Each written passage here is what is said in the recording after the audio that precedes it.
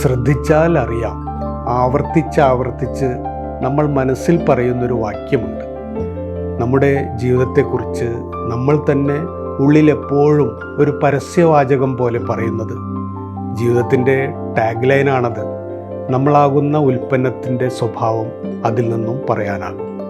നമ്മളാകുന്ന കടയിൽ കിട്ടുന്നത്, നമ്മളാകുന്ന വണ്ടിയിലെ യാത്രാ സൗകര്യങ്ങൾ, നമ്മളാകുന്ന സ്ഥാപനത്തിൻ്റെ പ്രത്യേകതകൾ എല്ലാം ആ ഒറ്റ വരി പറയും.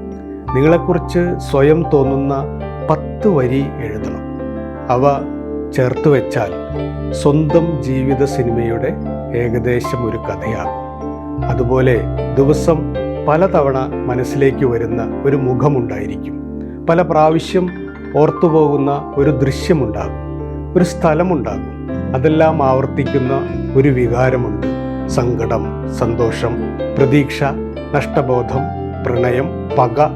തെർമോമീറ്റർ പോലെ അത് പറയും നിങ്ങളുടെ ജീവിതത്തിൻ്റെ താപനില. ഇന്ന് നല്ല ഒരു ദിവസമാണ്. സ്വന്തം കൃഷ്ണകുമാർ.